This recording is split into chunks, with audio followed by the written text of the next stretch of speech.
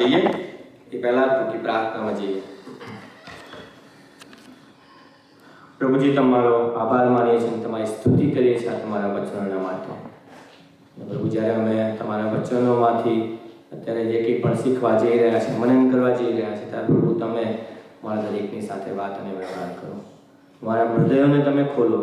તમે અમને જે કહેવા માંગો છો પ્રભુ, એ સમજવા માટેનું હૃદય તમે અમને પૂરું પાડો, મન પૂરું પાડો. પ્રભુ, હું જબર પાત્રને પણ તમારા હાથમાં સોંપું છું. મને તમારા વધસ્તંભની આડમાં તમે છુપાવો. પ્રભુ, તમે બોલો અને અમે બધા જ સાંભળીએ અને પ્રભુ અમને એને અનુસરતા થઈએ એવી વિનંતી અને પ્રાર્થના વાલા પ્રભુ ઈશ્વરના નામમાં કરીએ છીએ. માટે સાંભળો અને માન્ય કરો. આમેન. આજે આપણે જે ટોપિક જોવાના છે એ તો જે આપણું જે કન્ટિન્યુએશન છે સ્પિરિચ્યુઅલ ડિસિપ્લિન, અને એમાંનું એક ડિસિપ્લિન છે અને એ છે ડિસિપ્લિન ઓફ સર્વિસ. જે આઉટવર્ડ સ્પિરિચ્યુઅલ ડિસિપ્લિન છે એમાંનું સર્વિસ જે ડિસિપ્લિન છે એના વિશે આપણે થોડું જોવા માંગીએ છીએ. જે જનરલ ડેફિનેશન જો તમે ગૂગલ કરો તો જે સર્વિસની ડેફિનેશન છે એ આ પ્રમાણે છે: the action of helping or doing work four someone. બરાબર, બીજાને મદદ કરવી અને એમના માટે કંઈ કામ કરવું એને સર્વિસ ગણવામાં આવે છે. પણ જો એને આપણે ક્રિશ્ચિયન કોન્ટેક્સમાં જો જોઈએ તો sincere worship of God with our hall life. પ્રભુની આપણે જ્યારે સ્તુતિ કરીએ છીએ, પ્રભુની વર્શિપ કરીએ છીએ આપણા આખા જીવન દ્વારા, ત્યારે એ ક્રિશ્ચિયન સર્વિસ તરીકે આપણે એને કન્સિડર કરી શકીએ છીએ. આપણી જે સર્વિસ છે is part of our worship of him. આપણી વર્શિપનો એક ભાગ છે આપણે એ સર્વિસ, એ આપણી પ્રભુ પ્રત્યેની સર્વિસ એ. અને આપણે એટલા માટે કરીએ છીએ કારણ કે પ્રભુની ઈચ્છા અને એમનો ઈરાદો છે, એમનું કમાન્ડ છે. જો તમે બાઇબલમાં વાંચો તો પૂર્ણ નિયમ 6 અને 13 કે છે, યહોવા તારા ઈશ્વરનો ડર રાખ અને તેમની જ સેવા કર. અને એ જ રીતે પૂર્ણ નિયમ 13 અને 4 કે છે, તમે યહોવા તમારા ઈશ્વરની પાછળ ચાલો ને તેમનો ડર રાખો, તેની આજ્ઞાઓ પાળો, તેમનું કયું કરો ને તમે તેમની સેવા કરો ને તેમને વળગી રહો. એ જ રીતે 1 શમુએલ 12 અને 24 કે છે, યહોવાની બીક રાખો ને સત્યતાએ તમારા પૂરા હૃદયથી તેમની સેવા કરો. એટલે પ્રભુની ઈચ્છા છે કે આપણે એમના ભયમાં અને એમને બીકમાં રહીએ અને એમની સેવા કરીએ. એ જ પ્રમાણે 2 કોરિન્થિયન 5 અને 15 પણ પાઉલ આપણને રિમાઇન્ડ કરાવે છે કે જેઓ જીવે છે તેઓ હવેથી પોતાને અર્થે નહીં, પણ જે તેઓને માટે મર્યા તથા પાછા ઉઠ્યા તેમને અર્થે જીવે, માટે તે સર્વને વાસ્તે મર્યા. એટલે અહીંયા પાઉલ આપણને મંડળીને યાદ કરાવે છે કે આપણું જે જીવન છે, આપણે જો પ્રભુમાં આપણે નવું જીવન પ્રાપ્ત કર્યું છે તો આપણું જે જીવન છે એ પ્રભુના માટે બહુ જરૂરી છે. કારણ કે એના માટે જ પ્રભુએ એમના જીવનનું બલિદાન આપ્યું હતું. અને એ જ રીતે થેસલોનિયન્સ 1 અને 9 પાઉલ ફરી મંડળીને રિમાઇન્ડ કરાવે છે કે એ જે મંડળીમાં જે લોકો હતા, જે મૂર્તિ પૂજક હતા, એ મૂર્તિ પૂજક લોકોને યાદ કરાવે છે કે તમે એ મૂર્તિ પૂજામાંથી હટી ગયા છો. કેમ? ટુ સર્વ ધ લિવિંગ ગોડ. એટલે આપણો જે પ્રભુ છે એ જીવતો ઈશ્વર છે અને એટલા માટે એને સર્વ કરવું એ એમની ઈચ્છા છે, એમની યોજના છે અને એમની ઈરાદો છે. એટલે આપણે આપણી સર્વિસ, આપણે એમને સર્વ કરવું એ આપણા જીવનનો બહુ અગત્યનો પાઠ અથવા તો મહત્વનો ભાગ બને છે. અને આપણે જ્યારે પ્રભુને સર્વ કરીએ છીએ, આપણે એમને સર્વિસ આપીએ છીએ, ત્યારે શું કરીએ છીએ? તો આપણે પ્રભુ પ્રત્યે જે આપણો બનાવનાર છે, આપણો ઉત્પન્ન કરનાર છે, આપણો બચાવનાર છે, એ પ્રભુને આપણે આપણો પ્રેમ એના દ્વારા આપણે પ્રગટ કરીએ છીએ. અને એટલા માટે જે સર્વિસ છે અથવા જો પ્રભુની સેવા કરવી એ આપણા બધાના માટે એ બહુ અગત્યની બાબત છે. તો જ્યારે સર્વિસની વાત આવે છે, પ્રભુની સેવા કરવાની વાત આવે છે, ત્યારે એક બાબત બહુ અગત્યની છે અને એ બાબત આપણને આજે આપણે જે પેસેજ વાંચ્યો એના પરથી આપણને ખ્યાલ આવે છે. બહુ ફેમસ એવો પેસેજ છે અને જો તમે ચોઝન સિરીઝ ફોલો કરતા હોય તો આખી આ વખતની સિરીઝ એ લાસ્ટ સપર પર હતી કે જેમાં પ્રભુ જે એમના શિષ્યોના પગ ધુએ છે એના પર આખું ફોકસ કર્યું હતું. અને એમણે જે પિક્ચરાઇઝ કર્યું છે એ બહુ ગજબ છે. જો તમે ના જોયું હોય તો રેકમેન્ડ કરું છું કે તમે જુઓ તો એ બધું તમને એના વિશે, એ પરિસ્થિતિ વિશે ખ્યાલ આવે છે. અને એ પ્રભુ આપણને આ જે સર્વિંગ એક્ઝામ્પલ આપે છે એ one of the best example પ્રભુ આપણને સર્વિંગનો આપે છે. તો જો આપણે સમયનો વિચાર કરીએ જ્યારે આ બીના બની અથવા તો જે લાસ્ટ સપરની જે બાબત છે, આખી જે ઘટના છે એને જો આપણે તમે વિચાર કરીએ, એ કોન્ટેક્સ્ટનો આપણે જો વિચાર કરીએ તો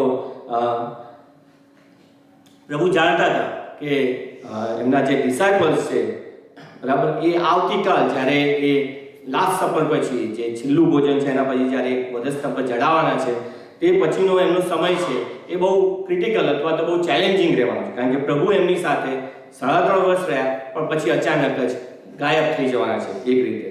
અને એટલા માટે એ પ્રભુ જાણતા હતા કે એ સમય એમના માટે બહુ અઘરો રહેશે. અને જો આપણે વાઇડર કોન્ટેક્સ્ટમાં જો જોઈએ તો આખી જે ઇઝરાયલ પ્રજા છે એ લોકો શું બિલીવ કરતા હતા? તો કે ભાઈ કિંગડમ ઓફ ગોડ એ આ પૃથ્વી પરનું કિંગડમ હશે, બરાબર. એમની જે જૂના કરારમાં જે પ્રબોધકોએ જે પ્રોફેસી કરી એના બેઝ પર એમનું મગજમાં એ જ બાબત હતી કે પ્રભુ જ્યારે આવશે ત્યારે અત્યારની જે પરિસ્થિતિ છે, કારણ કે એ લોકો રોમન સલ્તનતની અંદરમાં હતા, ત્યારે એ રોમન સલ્તનતને હટાવીને એ પ્રભુ એમનું રાજ્ય સ્થાપશે, એમનું રાજ્ય સ્થાપશે જે આ પૃથ્વી પર હશે. એવું એક મેન્ટલી એ લોકો એ બાબત પર પ્રિપેર હતા. અને એટલે જ્યારે પ્રભુ ઈસુ ખ્રિસ્ત પોતે જ્યારે એ મસીહા તરીકે પોતાની જાતને ક્લેમ કરે છે, ત્યારે જેના શિષ્યો છે એ પણ એ દિશામાં કંઈક વિચારતા હતા કે ભાઈ હવે સમય આવશે કે જ્યારે પ્રભુ ઈસુ એ રોમન એમ્પાયરને નેસ્તનાબૂદ કરી નાખશે અથવા તો એને ઉથલાવી કાઢશે અને એમનું કિંગડમ અહીંયા એસ્ટાબ્લિશ કરશે. અને એટલા માટે જ્યારે તમે માર્કથી 20 અને માર્ક 10માં જો જુઓ તો ત્યાં આપણે જોઈએ છે કે પ્રભુના જે ડિસાઇપલ્સ છે, જે શિષ્યો છે, એ એમની અંદર એમની ચર્ચાઓ ચાલે છે કે પ્રભુની જમણી કોણ બેસશે, ડાબી કોણ બેસશે, કોણ મોટો છે અને કોણ નાનો છે. અને એટલા માટે જ, કારણ કે એ લોકો એ જ કોન્ટેક્સ્ટમાં અથવા તો એ જ માઇન્ડસેટથી એ લોકો આગળ ચાલતા હતા. પણ અત્યારે આપણને 2000 વર્ષ પછી આપણને ખબર છે કે પ્રભુનો પ્લાન એવો નહોતો. અને પ્રભુ જાણતા હતા કે જ્યારે એમને એ બાબત ખબર પડશે કે એમનો પ્લાન શું છે, ત્યારે એ શિષ્યો એ રિયાલિટીથી એકદમ ઇઝીલી કોપ અપ નહીં કરી શકે. અને પ્રભુએ એટલા માટે પ્રભુ એ આ પૃથ્વી પરથી જાય એ પહેલા એમના શિષ્યોને સમજાવવા માંગતા હતા કે એમની એકચ્યુઅલ યોજના શું છે અને એ યોજનામાં એ સર્વિંગ કેટલું અગત્યનો પાર્ટ બની રહે છે. કારણ કે એ જો શિષ્યો એ સર્વિંગ હાર્ટ દ્વારા અથવા તો એ હ્યુમિલિટી દ્વારા વગર જો એ લોકો આગળ વધશે તો એ આગળ સક્સેસફુલ નહીં થઈ શકે એમની મિનિસ્ટ્રી માટે. અને એમના જેન્યુઅન ફેથ અને એમની જે હ્યુમિલિટી છે એને બહાર લાવવા માટે અથવા તો એને એકચ્યુઅલી એનું અન્ડરસ્ટેન્ડિંગ કરાવવા માટે પ્રભુ ઈસુ ખ્રિસ્ત આ જે બીના બની અથવા તો જે પગ ધોવાની જે આખી ક્રિયા કરે છે એ પ્રભુ ઈસુ ખ્રિસ્ત ત્યાં આગળ કરે છે. અને એક જાતનું એક એક્ઝામ્પલ એમના શિષ્યો માટે એ ત્યાં ઊભું કરે છે. હવે જો તમે વિચારો કે જો આપણે એ પગ ધોવાની જે આખી ક્રિયા છે એનો જો વિશે આપણે થોડો વિચાર કરીએ એ સમયમાં રહીને, તો એ સમયે લોકો મોસ્ટલી તો ચાલતા જ જતા હતા. એટલે શિષ્યો અને પ્રભુ ઈસુ ખ્રિસ્ત પણ જ્યારે એમની મિનિસ્ટ્રીમાં જતા હતા એક ગામથી બીજા ગામ, ત્યારે ચાલતા જ જતા હતા. અને જનરલી સેન્ડલ્સ, મિડલ ઈસ્ટમાં એ વખતે સેન્ડલ્સ જ વધારે પોપ્યુલર હતા, એટલે સેન્ડલ્સ કરીને જતા. એટલે બહુ નેચરલ છે કે તમારા પગ ગંદા થાય, કદાચ કાદવ કિચડમાં પડે અને ઘણી રીતે તમારા પગ ગંદા થઈ શકે છે. અને એટલે એક પ્રથા હતી કે જ્યારે તમે જમવા બેસો તો એ જમવા બેઠા પહેલા જ્યારે ઘરમાં આવો ત્યારે તમારા પગ ધોવામાં આવે. પણ જે પગ ધોવાની જે બાબત છે એ એટલી નિમ્ન અથવા તો એટલી ઉતરતી કક્ષાની ગણવામાં આવતી હતી કે કહી શકાય કે એ જે લોકોની બહુ વેલ્યુ ના હોય એ જગ્યાએ એવા લોકો એમાં કરવામાં આવે કે જેમ કે સ્લેવ્સ, બરાબર. એ વખતે સ્લેવરી બહુ હતી, એટલે જે સર્વન્ટ્સ હોય અથવા જો સ્લેવ્સ હોય એ જ આ લોકોના બીજાના પગ ધોતા હતા. અને એ પરિસ્થિતિનો જ્યારે આપણે વિચાર કરીએ ત્યારે એવા સંજોગોમાં જ્યારે પ્રભુ ઈસુ ખ્રિસ્ત પોતાની જાતને એ જગ્યાએ મૂકીને જ્યારે શિષ્યોના પગ ધોવાનું ઓફર કરે છે, ત્યારે આપણે ઇમેજિન કરી શકીએ કે કેટલું હાર્ડ ડાયજેસ્ટ કરવાનું હશે એમના શિષ્યો માટે, કે આ કેવી રીતે બની શકે. એમણે એવું વિચાર્યું પણ નહીં હોય કે આવું કંઈક પ્રભુ એમના માટે કરશે અથવા તો એક ઓફર પણ ઇવન મૂકશે. એક બહુ જ હમ્બલિંગ એવો એક્સપિરિયન્સ પ્રભુ ઈસુ ખ્રિસ્ત એમને ત્યાં બતાવે છે. કારણ કે એમના માટે તો એક રાબી હતા, બરાબર, એક ગુરુ હતા. અને ગુરુને રાબી એ સમયના સંજોગોમાં જો તો વિચારો તો ગુરુને રાબી કોણ હોય કે જેમને તમે ફોલો કરતા હોય અને આગળ જઈને તમે એમના પગલા પર ચાલતા હોય, બરાબર. અને એવી વ્યક્તિ કે જેને તમે માન આપતા હોય, એવી વ્યક્તિ જ્યારે તમારા પર જે એકદમ નિમ્ન કક્ષાનું કામ કહી શકાય એ સમય પ્રમાણે એવું કામ જ્યારે પ્રભુ ઈસુ ખ્રિસ્ત કરવાનું કહે છે, ત્યારે એ એમના માટે એ બહુ જ હ્યુમિલિટીથી ભરેલું અથવા તો બહુ જ શોકિંગ એવું આપણે કહી શકીએ એવું એમના માટેનો એ એક્સપિરિયન્સ હતો. ચોઝન સિરીઝમાં જ્યારે હું આ જોતો હતો ત્યારે આ વખતે એ જે પર્ટિક્યુલર સીન જ્યારે આવ્યો ત્યારે ઘણા બધા શિષ્યોના આંખોમાંથી એ લોકોએ આંસુ બતાવ્યા છે. અને આઈ કેન ઇમેજિન કે જો કદાચ મારા જેવો કોઈ વ્યક્તિ પણ જો ઇમોશનલ કેવો હોય તો એ જો ત્યાં હોય તો ચોક્કસ એ થોડું ઘણું તો મનમાં અથવા તો એના આંખમાં આંસુ આવી જાય. કારણ કે એ હમ્બલિંગ એક્સપિરિયન્સ તમે વિચારી જ ના શકો એવો એક્સપિરિયન્સ પ્રભુ ઈસુ ખ્રિસ્ત એ એમના શિષ્યોને બતાવે છે. અને એ દ્વારા બતાવવા માગે છે પ્રભુ ઈસુ ખ્રિસ્ત કે જો તમે મને ફોલો કરવા માંગો છો, જો તમે તમારો વધસ્ત મૂંચકીને મારી પાછળ ચાલવા માંગો છો, તો you have to be prepared for this. તમારી જે હવે પછીની જર્ની છે એ એટલી ઇઝી કહેવાની નથી. એટલે જો તમે તમારી જાતને નમ્ર નહીં કરો, તમે તમારી જાતને ખાલી નહીં કરો, તો તમે મારી સેવામાં આગળ વધી નહીં વધી શકો. અને એટલા માટે પ્રભુ એ પહેલાં પણ માર્કની 10મો અધ્યાય અને માર્કીના 20મા અધ્યાયમાં પણ પ્રભુ આ જ બાબતને એ આ બીના બન્યા પહેલાં પણ એમ્ફેસાઇઝ કરે છે કે માણસનો દીકરો એ શું કરવા નથી આવ્યો? સર્વ કરવા નથી આવ્યો, પણ સર્વ કરવા આવ્યો છે, નોટ ટુ બી સર્વ.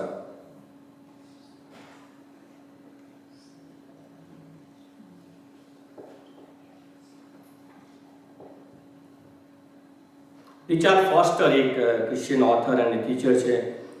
એમનું જ્યારે હું એ વાંચતો હતો ત્યારે એમણે એક સરસ બાબત મેન્શન કરી છે કે without a right heart our service can become self-righteous, which comes through human efforts and not through divine intervention.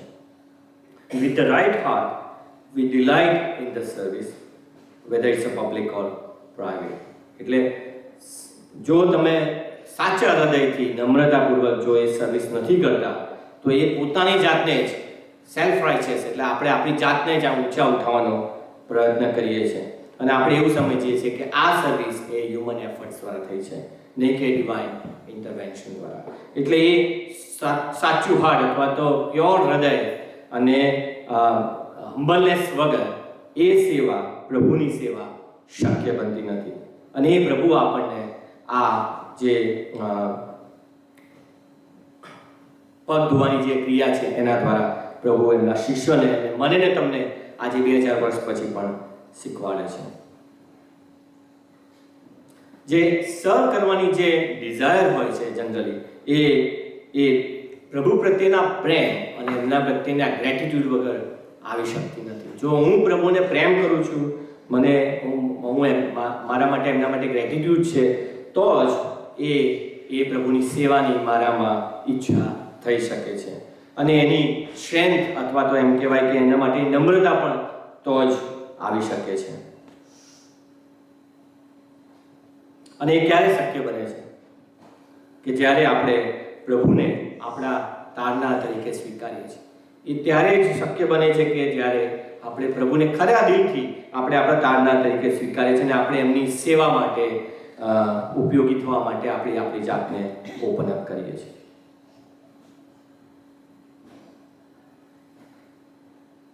ગલાતી 5 અને 13 લખે છે કે પ્રેમથી એકબીજાની સેવા કરો, એટલે આપણે પ્રેમ વગર, પ્રભુ પ્રત્યેના પ્રેમ વગર એ સેવાને આગળ લઈ જઈ શકતા નથી. અને જો લઈ જઈએ છીએ તો પછી એ આપણું પોતાની જાતને જ આગળ કરવાનું એક કારણ બની શકે છે. હવે જ્યારે પ્રભુની સેવાની જ્યારે વાત આવે છે ત્યારે આપણે કઈ અલગ અલગ રીતે સેવાઓ કરી શકીએ એ આપણે થોડું જોવા માંગીએ છીએ. જે પહેલી બાબત છે તો સર્વિસ થ્રુ ફેમિલી. આપણે પ્રભુએ આપણને જો કુટુંબો આપ્યા છે, મા બાપ આપ્યા છે, બાળકો આપ્યા છે, તો જ્યારે આપણે એ બાળકો, મા બાપને બધાની જ્યારે સેવા કરીએ છીએ ત્યારે એ સેવાને પણ આપણે પ્રભુને સમર્પિત કરી શકીએ છીએ. એક્સોડસ 20 અને 12, નિર્ગમન 20 અને 12 લખ્યું છે કે આપણે આપણા મા બાપનું સન્માન કરીએ, ઓનર અવર પેરેન્ટ્સ. એ જ રીતે નીતિવચન 29 અને 17 લખ્યું છે કે આપણે આપણા બાળકોને ડિસિપ્લિન કરીએ. જ્યારે આપણે આપણા જીવનોમાં પ્રાર્થના, બાઇબલ અભ્યાસ કે પછી ફેમિલી પ્રેયર્સ કે ફેમિલી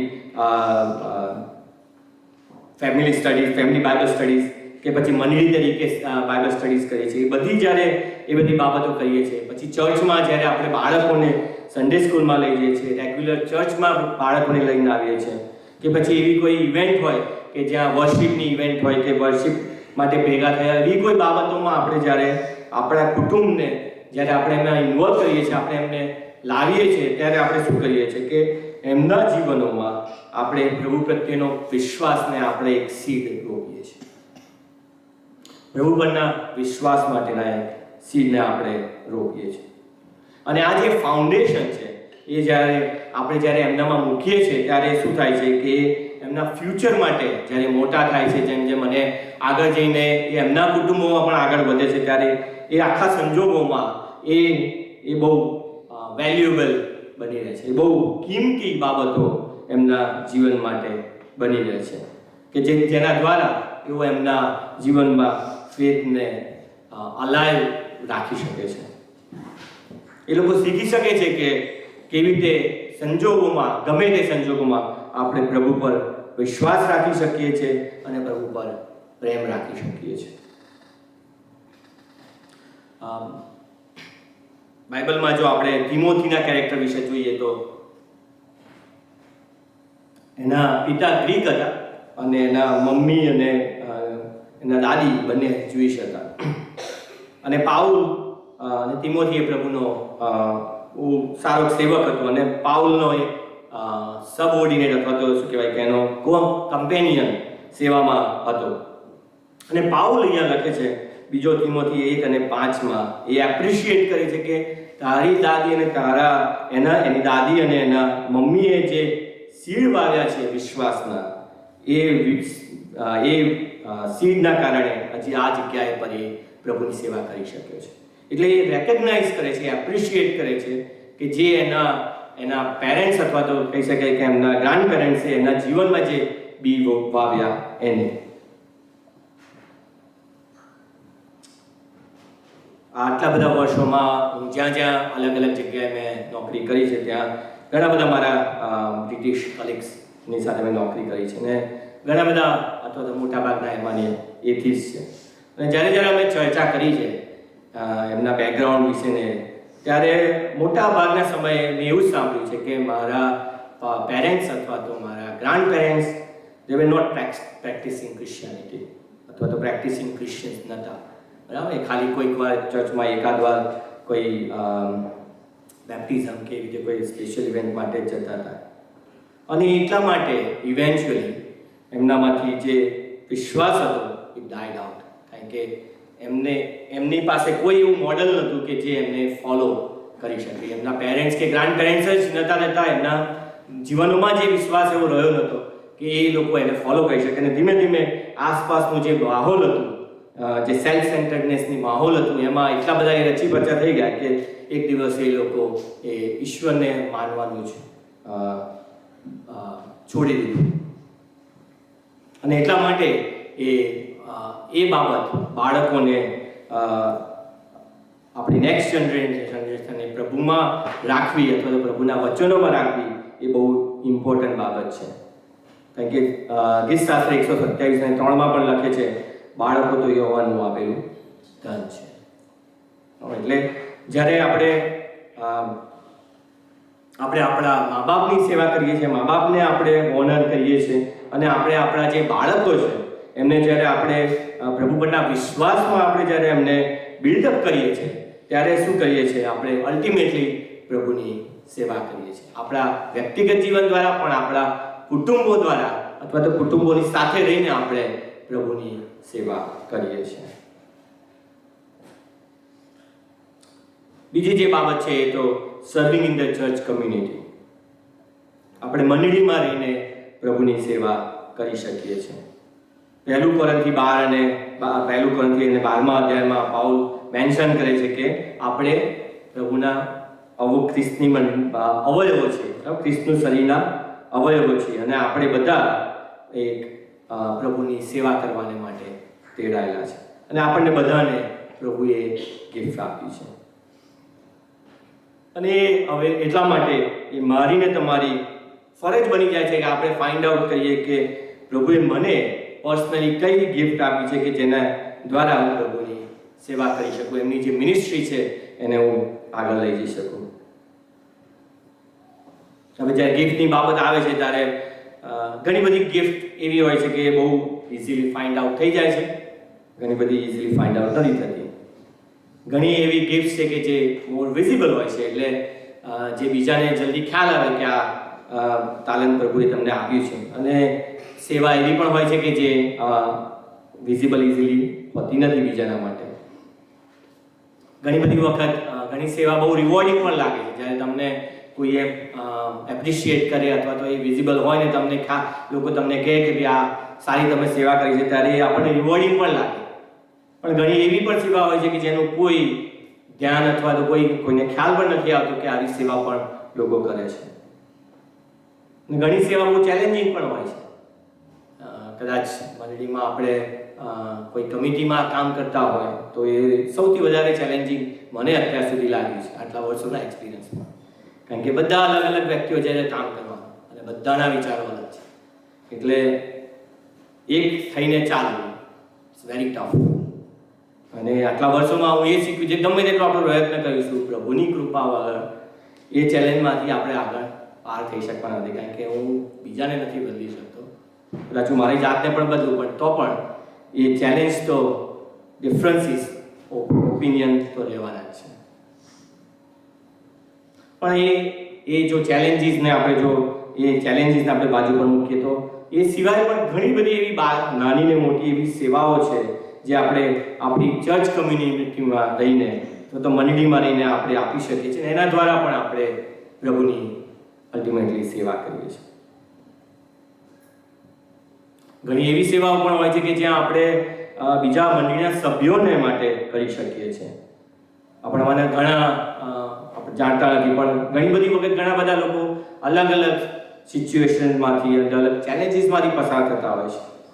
અને જ્યારે આપણે એ ચેલેન્જમાં જ્યારે આપણે એમને મદદરૂપ થઈએ છીએ ત્યારે પણ આપણે પ્રભુની સેવા કરીએ છીએ. કારણ કે એ ચેલેન્જમાંથી જ્યારે વ્યક્તિ પસાર થઈને બહાર નીકળે છે ત્યારે અલ્ટિમેટલી પ્રભુનો આભાર માને છે અને પ્રભુને માન મહિમા મળે છે. એટલે એ રીતે પણ આપણે પ્રભુની સેવા કરીએ છીએ.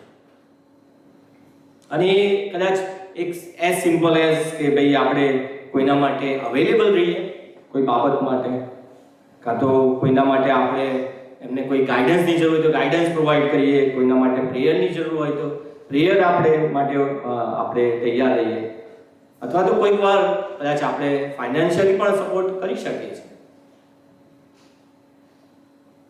ઘણી બધી વખત કોઈ મુશ્કેલ પરિસ્થિતિમાંથી પસાર થતું હોય તો ખાલી એને સાંભળો, એના દ્વારા પણ વ્યક્તિને કમ્ફર્ટ અને હિલિંગ મળે છે.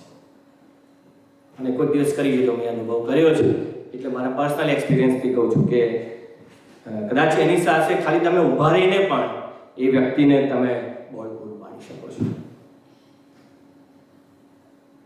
અને પીતર આપણને એના 4થા અધ્યાયમાં, પહેલા પીતર 4થા અધ્યાયમાં આપણને રિમાઇન્ડ કરાવે છે કે we should use our gifts to serve others without grumbling. એટલે જ્યારે પણ આપણે આ સેવાઓ કરીએ છીએ, પ્રભુ માટે કરીએ છીએ અને બીજાને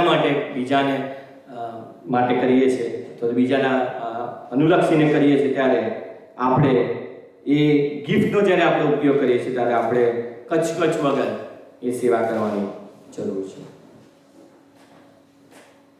તો જ્યારે મંડળીની સેવાની વાત આવે છે ત્યારે ઘણી બધી વખત આપણે ગિફ્ટ પર બહુ જ એમ્ફેસાઇઝ કરી દઈએ છીએ, સ્કિલ્સ પર અને ટેલેન્ટ્સ પર ઘણી બધી વખત આપણે એમ્ફેસાઇઝ કરી દઈએ છીએ કે મારી પાસે આ ગિફ્ટ છે અને આ જ વસ્તુ છે એટલે હું એ જ રીતે સેવા કરીશ, બીજી કોઈ સેવા નહીં કરું. અને એટલે જ્યારે કોઈક વાર એવું થાય કે કોઈ પણ રીઝનથી આપણે જો એ ગિફ્ટનો અથવા તો એ સ્કિલનો આપણે જો ઉપયોગ ના કરી શકીએ તો પછી આપણે એ ઇન્ટરેસ્ટ ગુમાવી દઈએ છીએ પ્રભુની સેવા માટે. આપણે એમ કહીએ છીએ કે ના ભાઈ આ નથી તો હવે મારે કોઈ સેવા કરવી નથી. અને અહીંયા હોય કે ઇન્ડિયામાં હોય, આઈ એમ શ્યોર ઘણા બધાએ એ બાબતોનો અનુભવ કર્યો હશે. અને એટલે એ બાબત ખાસ યાદ રાખવાની જરૂર છે કે આપણે આપણા માટે નથી કરતા પણ આપણે પ્રભુ માટે કરીએ છીએ. અને એટલે જો કદાચ એવું બને કે આપણે એ સેવા નથી કરી શકતા, then try to find out something else. કદાચ પ્રભુ ઈચ્છતો હોય કે આપણે એમના પર વિશ્વાસ રાખીએ અને એ અલગ રીતે આપણી સેવાનો ઉપયોગ કરવા માંગતા હોય, એવું બની શકે છે. અને એટલે પ્રભુ આપણી શું માંગે છે? અવેલેબિલિટી માંગે છે. જો હું ને તમે પ્રભુની સેવા માટે અવેલેબલ રહીએ તો એ સ્કિલ મને આપી છે કે નથી આપી, પણ પ્રભુ એના માટે મને ઇક્વિપ ચોક્કસ કરે છે.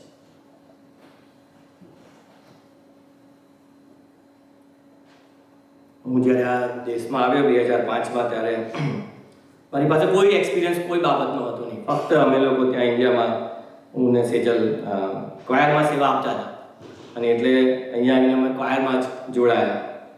પણ ઓવર ધ ટાઈમ જેમ જેમ સમય જતો ગયો એમ અલગ અલગ ઓપોર્ચ્યુનિટીઝ પ્રભુએ મને આપી એમની સેવા માટે, કે જેના માટે હું સ્કિલ પણ નહોતો, ક્વોલિફાઈડ પણ નહોતો, મારી કોઈ કેપેસિટી નથી. પણ મેં મારી જાતને ફક્ત પ્રભુને એમ જ કહ્યું કે હું તારી સેવા માટે અવેલેબલ છું, use me for your glory.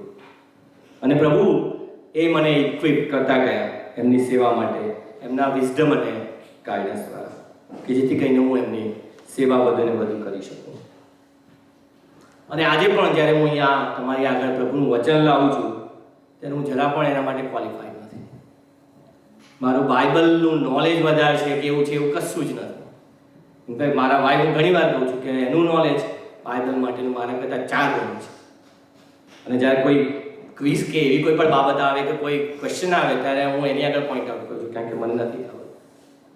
પણ હું અહીંયા છું કોના માટે? તેમ કારણ કે પ્રભુએ મને કોલિંગ આપી છે. પ્રભુ મને એની સેવા માટે વાપરવા માંગે છે. અને એટલા માટે મારા ફેલિયર્સ સાથે, મારી ચેલેન્જીસ સાથે હું હજી અહીંયા ઊભો રહી શકું છું, જસ્ટ બીકોઝ ઓફ હિમ. મારી કોઈ એવી લાયકાત કે મારી પોતાની કોઈ એવી સ્કિલ નથી કે એબિલિટી નથી કે જેના કારણે હું આ કરી શકું.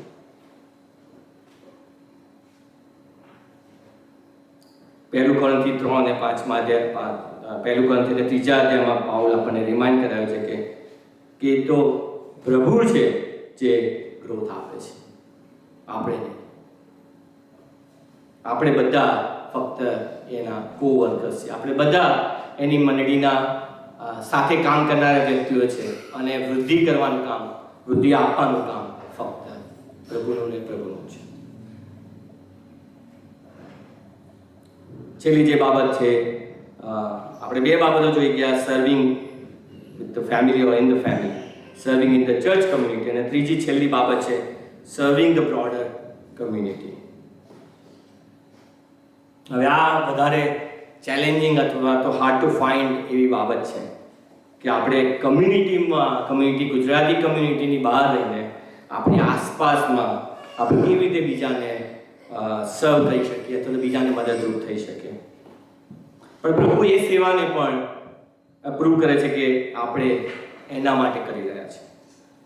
જો માથી 25 અને 25માં અધ્યાયમાં 31મી કલમથી તમે જુઓ તો એ આખો જે મેસેજ આપ્યો છે એમાં આખો નથી વાંચતો, પણ ખાલી એક છેલ્લી કલમ વાંચું જેમાં લખ્યું છે પ્રભુએ એમાં લખ્યું છે, આ મારા ભાઈઓમાંના બહુ નાનાઓમાંથી એકને તમે તે કર્યું, એટલે તે મને કર્યું. અને એ નાનાઓમાંના કોની વાત છે? તો જે પુઅર છે, હંગરી છે, થર્સ્ટી છે. એટલે એવા જે લોકો છે કે જેમને ખરેખર જરૂરિયાત છે અલગ અલગ રીતની, કે જે આપણે કદાચ આપણા ચર્ચમાં નથી, કદાચ આપણા ગુજરાતી પણ નથી, પણ બહાર છે, આપણે કદાચ આસપાસ આપણે જ્યાં રહીએ છીએ ત્યાંના એવા કોઈ વ્યક્તિ છે, એવી કોઈ પણ વ્યક્તિ છે, જો એના માટે પણ આપણે જો પ્રભુના નામે જો એના માટે પણ કંઈક કરીએ છીએ, તો એ સેવા પણ પ્રભુ એક્સેપ્ટ કરે છે એમની સેવા તરીકે. જો તમે આપણે રૂથનું જે આપણે જે બાઇબલમાં છે એ જો આપણે વાંચીએ તો એમાં જનરલી રૂથ અને નાઓમી વિશે જ આપણે વિચારતા હોઈએ છીએ, પણ પ્રભુએ મને બોઆઝ રીતે બતાવ્યું. જ્યારે રૂથ અને નાઓમી જ્યારે બેથલેહેમમાં આવ્યા ત્યારે એ લોકો એમ્પ્ટી હેન્ડેડ, એટલે એમની પાસે કશું જ નહોતું. એવા સમયોમાં ખાલી હાથે તેઓ આવ્યા હતા અને એ લોકો અનશ્યોર હતા કે એ લોકો કેવી રીતે સર્વાઈવ કરશે, કારણ કે એમના ઘરમાં કોઈ પુરુષ પણ રહ્યું નહોતું. અને એવા સમયે બીજા ચેપ્ટરમાં જો તમે વાંચો તો રૂથ એ ફિલ્ડમાં પિકઅપ કરવા જાય છે કઈ બાબતો જે લેફ્ટ ઓવર હોય, જે ગ્રેઇન જે લેફ્ટ ઓવર હોય એને પિકઅપ કરવા માટે એ ત્યાં જાય છે.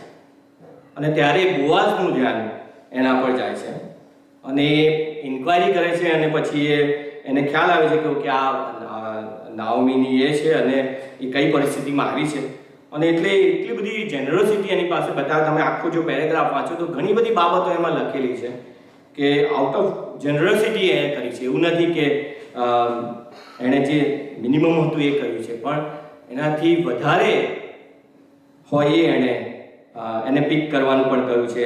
એમાં લખ્યું છે, ના સોરી મેં એનું રેફરન્સ લખ્યું નથી, પણ જો તમે વાંચો તો જે એક્સપેક્ટેડ હોય એના કરતાં પણ વધારે બોઆઝ એ રૂથ માટે ત્યાં કરે છે. અને એ ક્યાં શેના અંદર સંદર્ભમાં જો આપણે જોઈએ તો કયા એંગલથી એ કરે છે, તો પૂર્ણ નિયમનો 4થો અધ્યાય 14મા અધ્યાયમાં લખ્યું છે, પ્રભુએ ઇસ્રાયેલ પ્રજાને કહ્યું કે દર 3 વર્ષને અંતે તે વર્ષની તારી બધી ઉપજનો દશાંશ કાઢી લાવીને તારા ઘરમાં તારે સંગ્રહ કરવો, અને તારા ઘરમાં રહેનાર લેવી કે જેને તારી સાથે ભાગ કે વારસો મળે છે તે તથા પરદેશી તથા અનાથ તથા વિધવા આવીને ખાઈને તૃપ્ત થાય, એ માટે કે જે કામ તું કરે છે તે સર્વમાં યહોવા તારા ઈશ્વર તને આશીર્વાદ આપે. એટલે પ્રભુની આજ્ઞા જે હતી એને ફોલો કરતો હતો કે ભાઈ આ જે વિધવા છે, આ જે નિરાધાર છે, એને મારે પ્રભુના નામે સેવા કરવી જોઈએ. અને એ પ્રભુની એ સેવા કરે છે અને એ જેનરોસિટી એના પર બતાવે છે. અને જો આપણે વિચાર કરીએ કે એને શું એ છે, તો જો બોઆઝે આ બાબત ના કરી હોત તો નાઓમીને બાબતની ખબર ના પડી હોત કે બોઆઝે કેટલું સારી રીતે એના પર એની સાથે વ્યવહાર કર્યો છે. અને જે કદાચ ના થયું હોય તો કદાચ નાઓમીએ એના વિશે આગળ વિચાર ના કર્યો હોત બોઆઝ અને નાઓમી રૂથના આગળના સંબંધ માટે. બરાબર છે, પોસિબલ છે, એવું બની શક્યું હોત કે એના ધ્યાનમાં એ આવ્યું જ ના હોત બાબત, અને આગળ જે બાબત છે એ થઈ ના હોત. અને આપણે જાણીએ છીએ કે આગળ શું થયું, તો એ શું થયું આગળ? બોઆઝની સાથે એના લગ્ન થયા. અને હું નથી ભૂલી ગયો, ખાલી હું જોવા માંગુ છું, બધા જાગે છે. શું થયું? બોઆઝ સાથે લગ્ન થયા. હા, અને પછી આગળ એનો શું બ્લેસિંગ્સ મળ્યા? ઈશ્વરની વંશાવળીમાં. ઈશ્વરની વંશાવળીમાં. કેટલું ગજબ બાબત છે. ઈશ્વરની વંશાવળીમાં દાઉદ અને આગળ ઈસુ ખ્રિસ્તની વંશાવળીમાં એને સ્થાન મળ્યું. રૂથને તો મળ્યું, પણ બોઆઝનું નામ પણ ત્યાં એડ થયું છે. બરાબર. એટલે એ નાની બાબતો પણ ઘણી બધી વખત આપણને પ્રભુની સેવામાં એવી રીતે વાપરે છે કે આપણે એની કલ્પના પણ કરી શકતા નથી. અને એટલા માટે જ્યારે આપણે આ બાબતો કરીએ છીએ, આ સેવાઓ કરીએ છીએ, ત્યારે પોઝિટિવ એટીટ્યુડ સાથે કરવું બહુ જરૂરી છે કે હું પ્રભુના માટે એ સેવા કરું છું ને સામેની વ્યક્તિ છે એના સારા માટે કંઈક કરી રહ્યું છું, નહીં કે મારા પોતાના ફાયદા માટે. એ પોઝિટિવ એટીટ્યુડ જો હું રાખું વિધાઉટ એરોગન્સ કે ભાઈ હા, કદાચ ઘણીવાર એવું બને છે કે આપણને એમ થઈ જાય કે આ વ્યક્તિ એના માટે લાયક નથી, પણ કંઈ નહીં, પ્રભુએ કહ્યું છે તો કરું છું, એવું પણ નહીં. એક પોઝિટિવ એટીટ્યુડ કે એમાં આના દ્વારા એ વ્યક્તિના જીવનમાં જો થોડો પણ ફાયદો થતો હોય તો એ પ્રભુની સેવા છે. અને જો એ એટીટ્યુડ સાથે હું કરું છું તો પ્રભુ એ બાબતને ચોક્કસ આશીર્વાદિત કરે છે. હું એક હોમલેસ પ્રોજેક્ટમાં ઇન્વોલ્વ છું ઘણા વર્ષોથી, અને એમાં એવું હોય છે કે એ લોકોના માટે ડિનર આપવામાં આવે છે. હવે ત્યાં આગળ હોમલેસ પણ હોય છે, જે લોકો એકલા હોય છે એવા પણ હોય છે, બધા ગમે તે આવી શકે છે. પણ સૌથી જ્યારે હું જોઈન થયો એમાં ત્યારે સૌથી અગત્યની બાબત અથવા તો જે મને ટચ કરી ગઈ બાબત એ હતી કે જ્યારે અમારું બ્રીફિંગ થાય શરૂઆતમાં કે ભાઈ કઈ રીતે કોણ આવવાનું છે ને બધું, ત્યારે અમારે એ બધા જે સર્વ કરતા હોય એમને, તો એમને એક ખાસ બાબત ધ્યાન રાખવાની કહી છે કે they are guest, they are not needy people, they are our guest. અને જ્યારે આપણે ગેસ્ટનો જ્યારે વિચાર કરીએ છીએ, આપણા ઘરમાં કોઈને બોલાય તો આપણે શું કરીએ? એમની આગતા સ્વાગતા કરીએ, એમની સાથે જમીએ, એમની સાથે વાતચીત કરીએ, બરાબર? અને એ રીતે આપણે એમની સાથે આખો એક સમય પસાર કરીએ. એ જો એટીટ્યુડ આપણે એના વગર જો આપણે ના કરીએ તો પછી એક એરોગન્સ અથવા તો એક જાતની એક રૂટીન થઈ જાય કે ભાઈ આ કરવા ખાતર કરું છું. અને એ બાબત મને બહુ ટચ કરી ગઈ કે મેં જેટલા ત્યાં આગળ જોયા છે, હું કદાચ 2 કલાક જ જઉં છું, પણ ઘણા લોકો એવા છે કે જે આખો દિવસ એમાં પ્રિપરેશન માટે કરે છે, એટલો બધો સમય આપે છે. મને એમ થાય કે આ કઈ રીતે આ લોકો હૃદય આવો, અને જે કેવા લોકો કે જે લોકોને ઓળખતા પણ નથી. અને મને બધું યાદ નથી રહેતું ઘણી બધી બાબતો, પણ ઘણા તો એવા છે કે એમને બધું ખ્યાલ હોય કે એમણે ગયા વખતે શું કર્યું અથવા તો એમના જીવનમાં શું ચાલી રહ્યું છે, અને એ પાછું ડિસ્કશન કરે. કેવી રીતે પોસિબલ થાય છે? એ ક્યારે પોસિબલ થાય છે? જ્યારે આપણે સર્વન્ટ હાર્ટ સાથે, એ સાચા એટીટ્યુડ સાથે આપણે કહીએ કે આમના જીવનમાં પ્રભુ કોઈક રીતે કંઈક બદલાવ લાવશે. અને એ આપણી કોઈ પણ સેવા હોય, એ પછી કુટુંબ માટેની સેવા હોય, મંડળી માટેની સેવા હોય કે પછી વાઇડર કમ્યુનિટી માટેની સેવા હોય, જો એ એટીટ્યુડ અને એ પ્રેમ, પ્રભુ પ્રત્યેનો પ્રેમ કે હું આ પ્રભુ માટે કરું છું, એ જો આપણે નહીં રાખીએ તો એ સેવા એટલી ઇફેક્ટિવ નહીં રહે.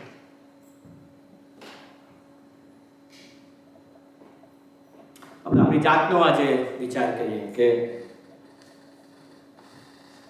હું ને તમે આપણે પ્રભુને કઈ રીતે સર્વ કરીએ છીએ. શું ખરેખર સાચા હૃદયથી આપણે પ્રભુની સેવા કરીએ છીએ? અને જો નથી કરતા તો પ્રભુ આજે આપણને હાકલ કરે છે કે આપણે એની સેવા માટે તૈયાર થઈએ. જો આપણે ઓલરેડી પ્રભુની સેવા કરીએ છીએ તો એને પણ આપણે રિફ્લેક્ટ કરીએ, પ્રભુ પાસે લઈ જઈએ કે ખરેખર એ સેવા તારા માટે માન્ય રૂપ છે કે નહીં? શું એ સેવા ફ્રૂટફુલ છે કે નહીં? શું એ પ્રભુના પ્લાનમાં છે કે નહીં? અને પ્રભુને પૂછીએ રોજ બરોજ કે પ્રભુ તું મને બતાય કે તને હું કઈ રીતે તમારી સેવા કરી શકું, અથવા તો બીજાની સેવા કરી શકું, કે જેથી કરીને એના દ્વારા હું તમને માન મહિમા આપી શકું. એ જે સર્વિસ આપણે કોઈ પણ કરીએ, જો એ સર્વિસ એ આપણા પ્રભુ પ્રત્યેના રિલેશનશિપ સાથે રૂટેડ હોવી બહુ જરૂરી છે. અને જો એ પ્રભુમાં રૂટેડ હોય છે, જો એ સર્વિસ, તો એ આપણને પ્રભુ જેવા વધુને વધુ બનાવવા માટે મદદરૂપ થાય છે. અને એ બાબત પણ આપણે ખાસ યાદ રાખીએ કે આપણે એ હ્યુમન રેકગ્નિશન માટે નથી કરતા, પણ આપણે પ્રભુ પરના પ્રેમના માટે થઈને અને પ્રભુને ગ્લોરીફાય કરવા માટે કરીએ છીએ. જ્યારે આપણે પ્રભુની સેવા કરીએ છીએ એના દ્વારા બીજાની સેવા કરીએ છીએ, અને જ્યારે એમના જીવનમાં જ્યારે એ ચમત્કારો જોઈએ છે, એમની જે જરૂરિયાતોને આપણે પરિપૂર્ણ કરીને, ત્યારે આપણે પ્રભુને એમાં એક્સપિરિયન્સ કરીએ છીએ, પ્રભુના પ્રેમને પણ આપણે એક્સપિરિયન્સ કરીએ છીએ. અને કદાચ જો એ એ સર્વિસ આપણને રિવોર્ડિંગ લાગે પણ કે ના પણ લાગે, કદાચ બીજા એને રેકગ્નાઇઝ કરે કે ના કરે, પણ પ્રભુનું વચન કહે છે કે there is a great reward in heaven. પ્રભુની નજરમાં એ ઉત્તમ છે અને પ્રભુ એની બ્લેસિંગ્સ મને ને તમને ચોક્કસ આપે છે. પ્રભુ આપણને આ બાબતો સમજ